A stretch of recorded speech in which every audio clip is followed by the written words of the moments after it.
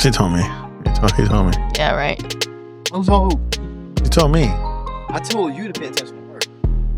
You don't be paying attention? Like, all the time. I don't know what he's talking about. All right, peace. Wait, go like that? What do I There got? you go. You go. The tree out there. Fucking tree hit me on the way in here. Yeah, like a bunch of I was changing a sweaty shirt to a regular shirt and accidentally hit the fucking tree. Yeah. Yeah, you're tall, dude. Tree's kind of low. What's up, guys? I'm Joe Vargas. Always to my left, Maggie Duarte. Margarita Duarte. Shit. Fuck, dog. Before we start this damn podcast, Don't tell me. it's not crispy, dude. I'm gonna burn that bitch. No. This is your dollar, dog. I lost. She was right. I was wrong. Maggie called it the fight between Crawford and Canelo. It's not Yeah. crispy, but it still smells new. I was trying to crispy it for you. But It's a little wet. This is in my pocket. I was sweating. Yeah. Good. Congratulations, man. That fight was good call. Man, it was crazy. You know what? Before the fight even started, I was like, I can't believe we're about to watch this. Like, this is kind of crazy, you know? 2 80-year-old guys. Oscar combined, they're 80, like close to 80. Oscar hating, but he was right. Yeah. He's right, though. I was like, dang, for real. They're like, Almost 80 between both of them. yeah, that's so funny. They're like 30 years away from a fucking senior citizen home. What a fight. Damn. What a fight, man. I was Crawford, man. He did his thing. And, I had to make a choice. We got interviewed by Ashley, Not Just Boxing. And he asked me, I wasn't going to give an opinion. I was going to keep my mouth shut. But when he asked me, I said, you know what? He's interviewing me. I'm going to go with what makes the most logical, sense to me. I went with the bigger guy. Not sitting back and thinking, oh, man. Because I kept saying that Crawford's dog was going to get him into problems in the fight. Mm-hmm.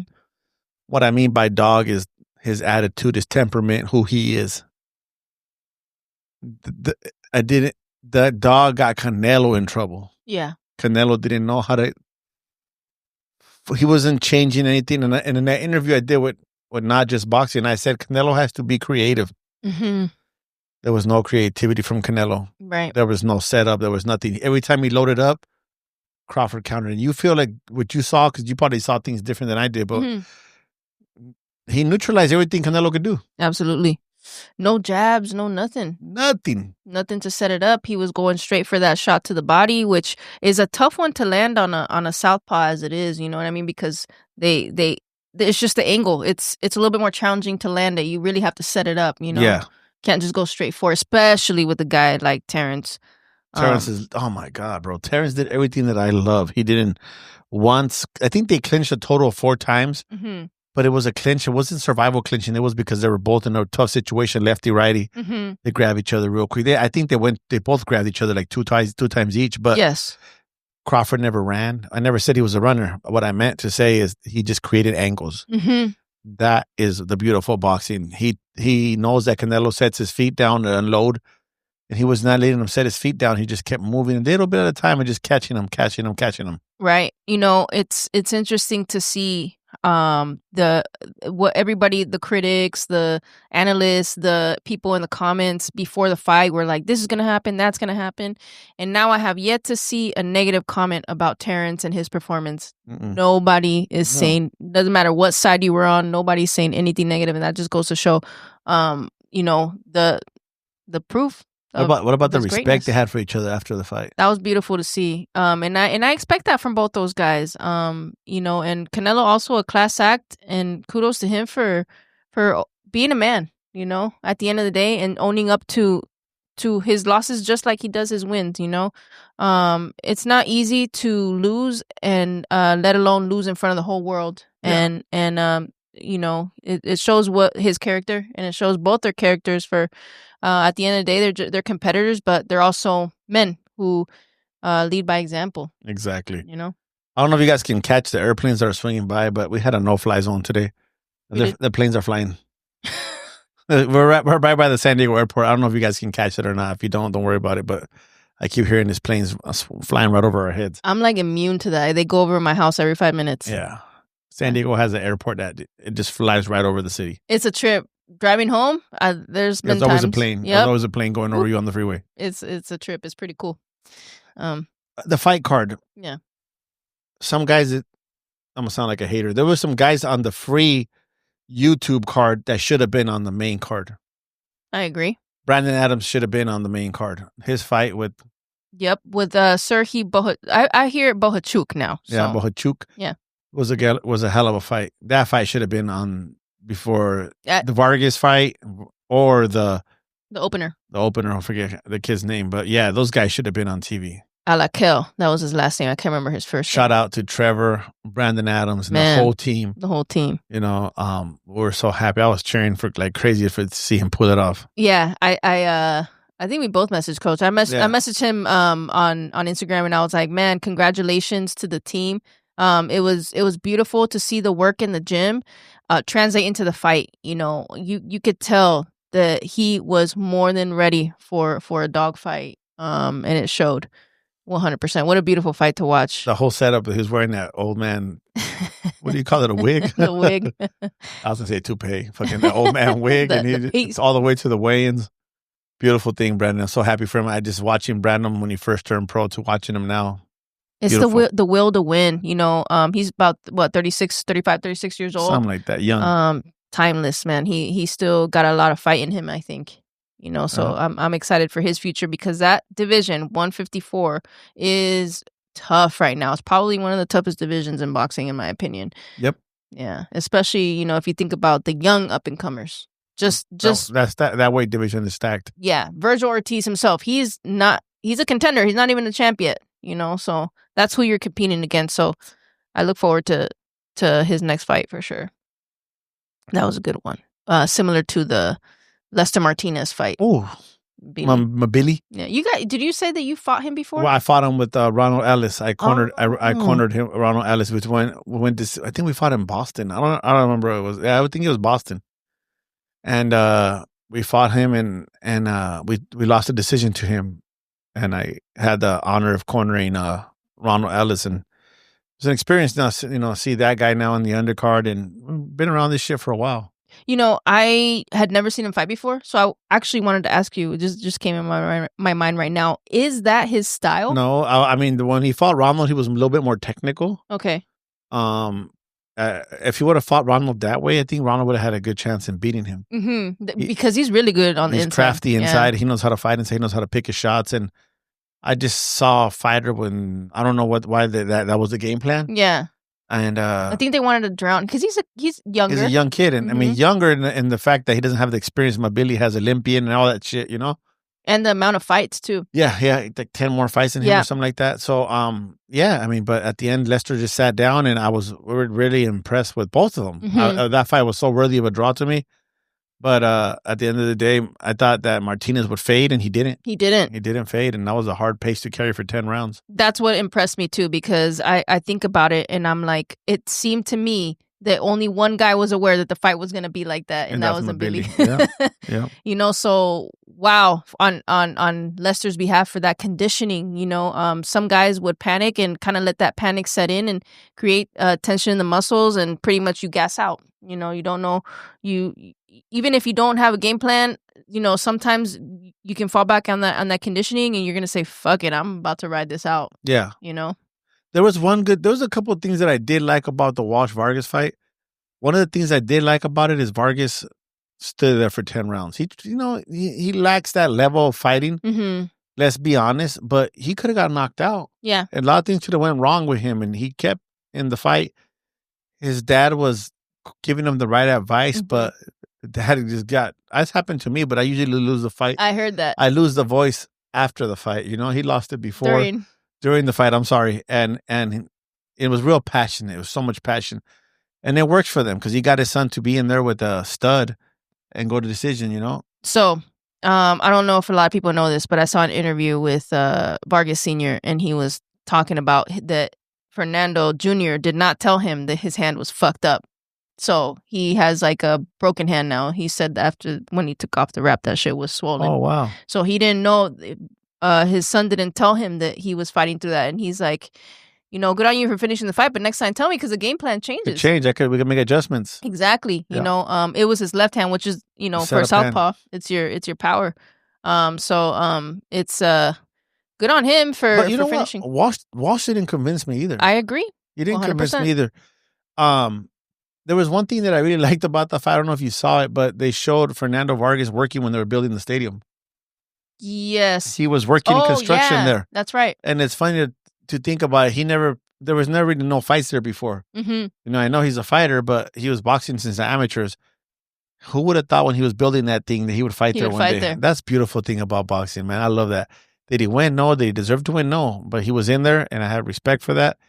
The fight maybe should have took some pressure off and put him on like the undercard on.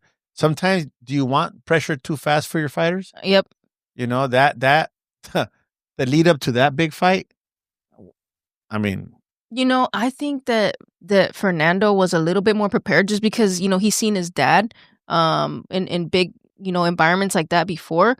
But technically, I think here's what I'm trying to say. If he had the technical abilities that Walsh had, he would have won that fight. Yeah. No doubt. You know what I mean? I think it's tough, but I didn't see either of them really trying to win and dominate and take control of the fight. Walsh, he had the tools to do it, and he just didn't. He didn't, And I don't know if that has anything to do with this is the guy who's A-side, and I'm just gonna cruise and not take too much risk, Maybe he felt something or saw something that prohibited him. Yeah. Who knows? Like 3 months ago, I was talking to Maggie, and I forgot who else. And I was gonna ask him one day. We're gonna do an interview. She'll let you know if I'm lying or not. I said, you know what? Let's ask where Max Kellerman is at. Mm-hmm. Remember? And I brought that up like 3-4 months ago, maybe more than that.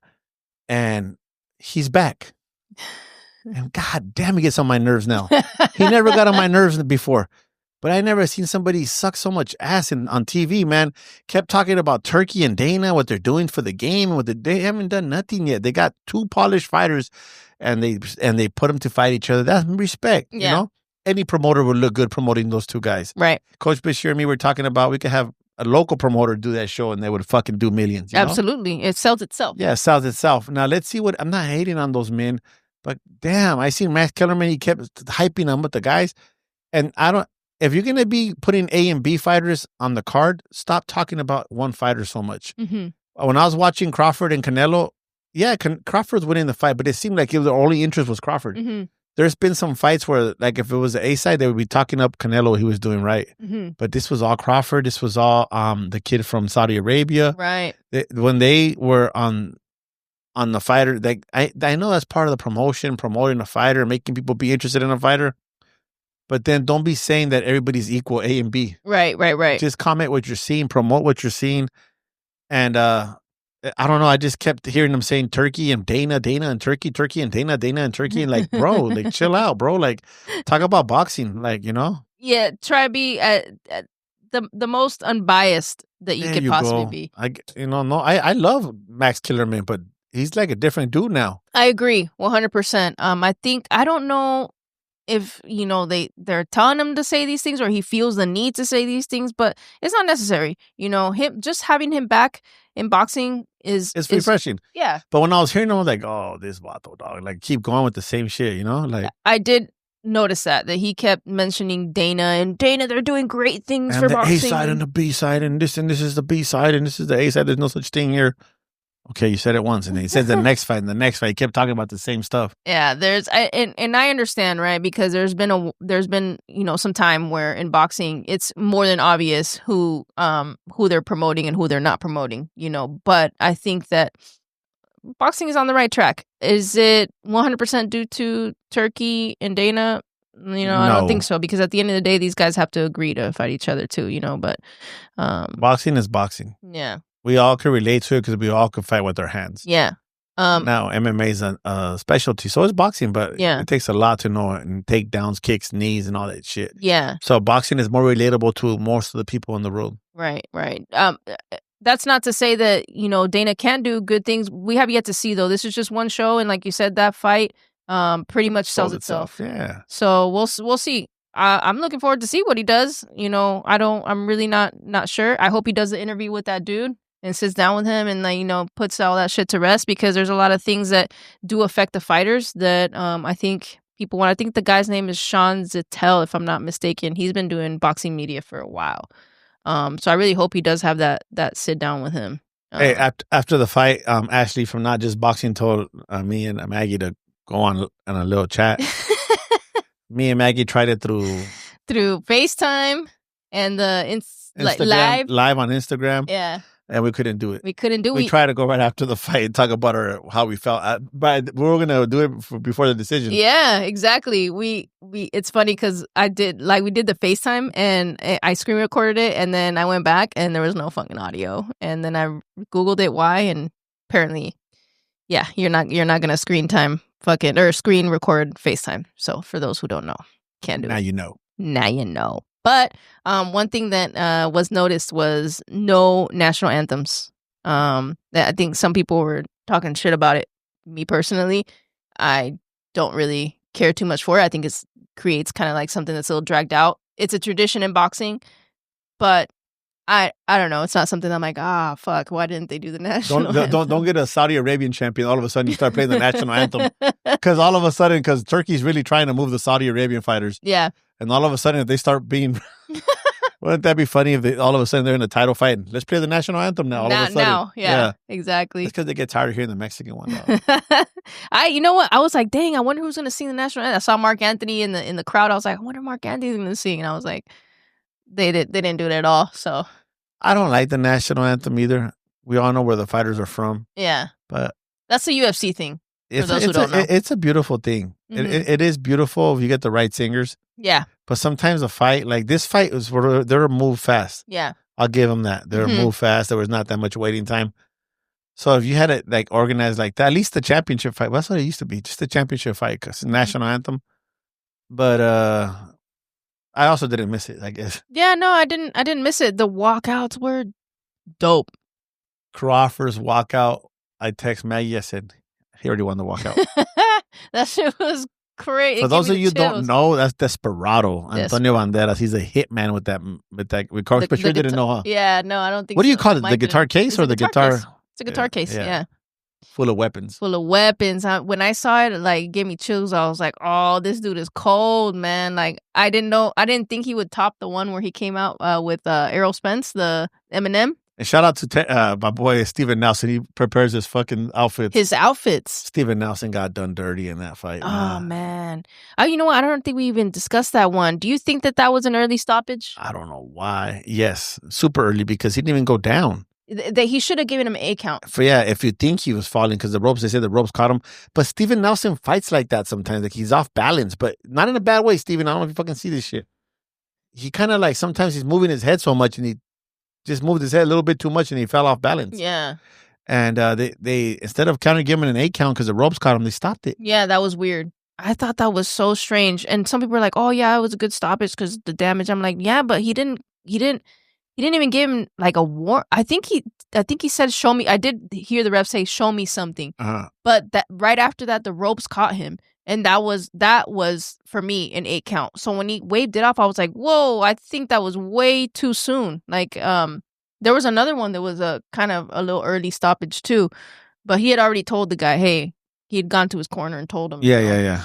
But yeah, it was to me. I think it was a little premature. Which sucks because... That sucks for Steven Nelson. He's worked so damn hard. I was about to say, he worked hard for that fight. He had just come off that loss with Pacheco.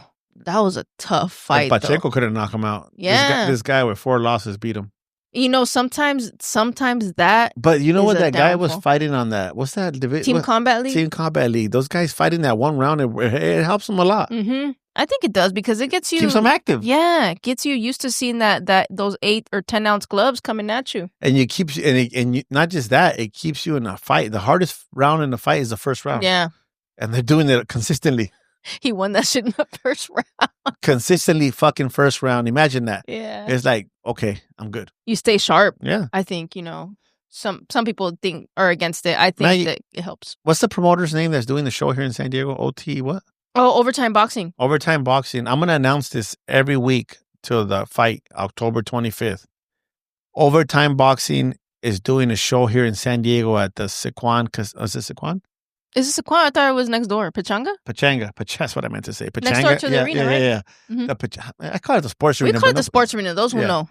Those who know. But October 25th, OTM? OTX? What's the name of the company? Overtime Boxing. Overtime Boxing. I knew that. OTX, though. Okay. Yeah, they're doing a show here in San Diego. We have Julius Ballo, Johnny Mansour, Jose Cholet, Victor Morales. That's his last name? Victor. Oh, Daniel? Daniel Morales. Yeah. God damn it, Victor. You're going to kick my ass, Daniel. Daniel Morales. Lázaro Lorenzana, from what I heard, and Kyle Irwin, all fighting on that card. San Diego, come and support. LA, come and support. Tijuana, come and support. These are all studs. All these guys are going to be fighting on that card. And shout out to my boy, Jack Ballo, who's making this possible along with OT. Yes, OTX. OTX Boxing. And man, shout out, man. It was just like, it's exciting. It's to see this, and hopefully we could come and support. That way San Diego could do more shows in San Diego, that large scale. You know, they're expecting at least 5,000 people there. So if you guys can make it that, you know, it would be much appreciated. Come and support all the fighters, not just ours, but San Diego fighters. Yeah. Ironically, we were just talking about this last week with Tiger, you know, right? San Diego, and how there's so much talent here, man. And it's a little different from LA and Vegas. These guys grind hard, you know. As you know, it's like it's not really given to you, at least not in this region. I don't think so, in my opinion. So yeah, come out and support these guys, our guys, and all the local talent in San Diego. Because there's other promoters doing shows in San Diego and they don't put local guys. So, you know, that's a bad turnout. So these guys are going to put on a lot of local guys. It's going to be good for San Diego boxing. Hell yeah. I'm looking forward to that one. I believe October 25th. Yeah. Hey, I got to say a little story. I'm going to tag her on this. This weekend, I go with my daughter to go run, right? My daughter and me, we live in East County. We live in El Cajon. And my daughter usually goes and lifts weights, and I'll wait for her on the treadmill. I'm just seeing what she's doing. Fucking guys talking to my daughter, you know? Yeah. And I had my my headphones, and I put on my beanie because the headphones, sometimes when I run hard, they'll come off. And I'm on the treadmill, and then I feel like somebody next to me, and I can tell it's a young lady, you know, because I'm running. And then all of a sudden, I just feel like that person staring at me after like 20 minutes of running, like going like this. And then I looked, and she was surprised too. It was the mid queen, you know, and I was like, "What's up, girl?" I was like, fucking took off my beanie and headphones, and she takes off her headphones, and we fist pump each other. We're like, look at the irony of this shit. Like, there's all these treadmills, and we stand next to each other, we're running next to each other, and we just start talking about boxing, and we started talking about the boxing card, you know, because she's a big part of the camp with Daniel Morales and Julius and Johnny, and I'm with Jose and Kyle. Here in San Diego, yeah. I think she helps Lázaro too once in a while. I trained Lázaro when he was younger, and it's just a full circle, like the love of San Diego boxing. Yeah, you know. And I'm telling her, hey man, I'm getting fucking 2 million views on YouTube and 1 million views, and she's like pumping me up, and it's like, it's real supportive. Yeah. You know, and I've always felt that from Jack and from Berlin and Robert Garcia, from their coach. And those guys, Bomber Squad, they're just so supportive of what we do. They're like, really love everybody in San Diego. They want to see everybody thrive.